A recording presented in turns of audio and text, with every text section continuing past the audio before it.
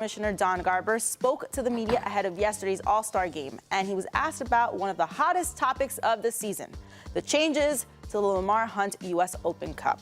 Garber said the league was trying to find a solution that appeases everybody, but pointed out that the attendance at Atlanta's United quarterfinal loss to Indy 11. Take a listen. Figure out how do we present a plan to U.S. Soccer that will be orderly and will make sense. But again, you know, there were 1,400 people in the stands in Atlanta for the game that they played the other night. That's a big building, right? And opening up that big building that we have to pay for 1,400 people doesn't make sense. I love the legacy of it. Our founder's name is on the trophy. But the tournament needs to get better. And we're not quite sure collectively what we need to do to achieve that. And I say that on behalf of U.S. Soccer and Major League Soccer. For whatever reason, the tournament hasn't resonated enough to be able to drive the value that we hope it could drive at some point. And U.S. Soccer would acknowledge that. And our task is to figure out the right way to manage it over the period of time to determine whether or not the tournament can achieve its goals and whether it could make sense for Major League Soccer teams. Alexis, this feels like yet another shot he's taking at the Open Cup. What do you make about his comment regarding this tournament?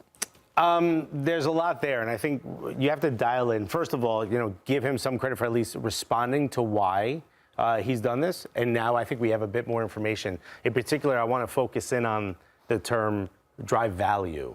So he mentions there's not a lot of folks in the stands, and it's drive value. What value is it that you're speaking of?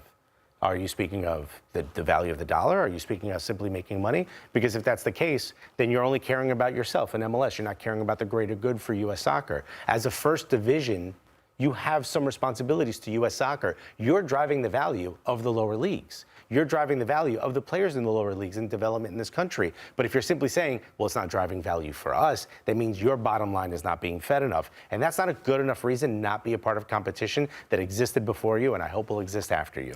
You need to continue to support a situation or a competition of this way. Now, if we pull back from that and simply say, well, 1,400 people weren't in a big building, and I don't think the game was, if I'm not mistaken, the game was in Kennesaw, not in Atlanta at the Mercedes-Benz. If that's the case, then what is doing that? If in Atlanta, a first division team, an MLS team, also couldn't sell that many tickets, that says a lot about MLS. That's pointing the finger back at yourself. It's confusing because this competition is built for U.S. Soccer. It's built for the U.S. Soccer pyramid, not for MLS to make money off of. And I think at the end of the day, that's the big issue. One note he made in his comments was, I think, smart. It was impressive, where I was like, okay, I understand where he's coming from a little more, which is, do we have enough of a roster size? Are we deep enough to ask our teams to play 50 games a season? I think the answer is yes, though. Because why pull your teams out? Why make the shocking move of pulling MLS out of this competition when you can simply say, play your kids if you want to. Leave it up to the individual clubs. And I know there's questions about unions and players' associations, and all of that has to be figured out. But that's stuff outside of the game. The game itself calls for the lower leagues to have an opportunity to play against the top divisions if they get to that point. If it's not going to happen through promotion and relegation, at least for the love of this sport, allow it to happen in this competition. He also mentioned, which you didn't get to see in this, that this doesn't represent American soccer. So my question is, what represents American soccer? The League's Cup. But exactly. You're pulling them out of a tournament where they can play more games, where they can increase their level, and inevitably they get more visibility, if anything. Yeah, I guess at the end of the day, I want to know what he means by that, Chelsea. So I do understand the points that he was making about it not necessarily being financially viable. But on the flip side of that, most of these Open Cup games are happening on weeknights. Wait, didn't we also haven't we sort of read the bullshit that the league hasn't made money?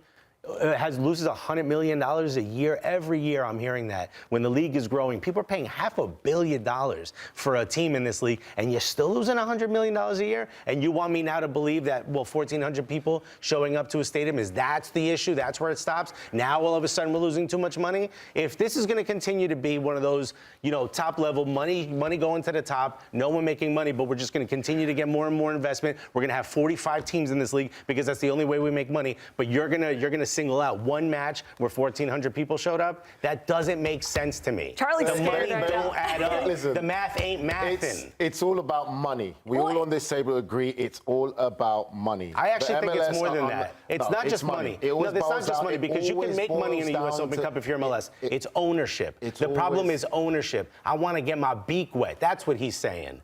That's an old mafia term, but that's essentially what he's saying. He's saying, yo, I'm not driving value. That means, yo, I'm not getting enough of a cut of this. And I respect that. That's a businessman. That's his job. That's what he was hired to do. It's about money. It's not just about money. It's about ownership. It's value. You can get money once. It's about continued money. That's why they own the logos. That's why they own the teams. These aren't even franchises. This is a single entity. And he's saying, yo, this is outside of my purview. I'm not owning this, so I don't want my teams to play in it. And if you want me to play in it, do a better job. Get me better pitches, which I agree with. I don't want these players getting injured. Get me better stadiums and market more.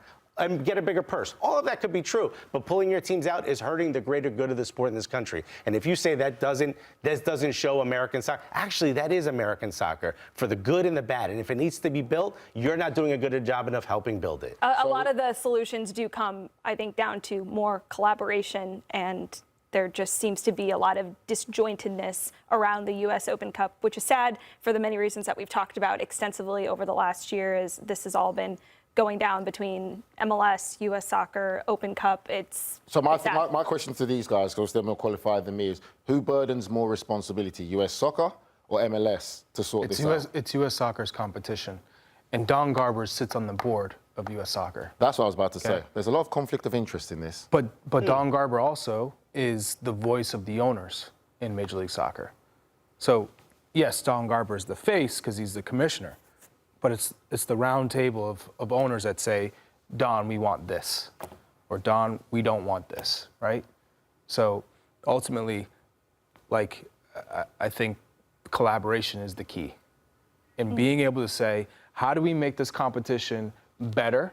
How do we make this this competition safer for players? And I'm okay with them playing in smaller venues. That's fine. And giving part of the game. Imagine not wanting to play, home matches at Luton Towns, at the Kenny, because it's too small. For families who can't afford to go to some of these stadiums. So we live too far. Exactly. So for me, I'm okay with that. But can we make it in a way that it's, I think, easier to get to? Maybe not Tuesday and Wednesday night games. Maybe there are I wonder why we're not making money. Weekend, which means you got to change the schedule, right? And figure out, because I mean, schedule congestion is a big thing. But I think there is a way for both to coexist. That's a fact. In every other country in the world, it works. So yes, it does. You got to figure it out. But again, collaboration. They've got to find a way. All right. Well, hey, we got to see Corporate Alexis come out, mic drop. Yo, he was triggered. All right, Chuck was shaking in his boots over there. I thought he was going to jump over the table. I was getting ready to swing on you.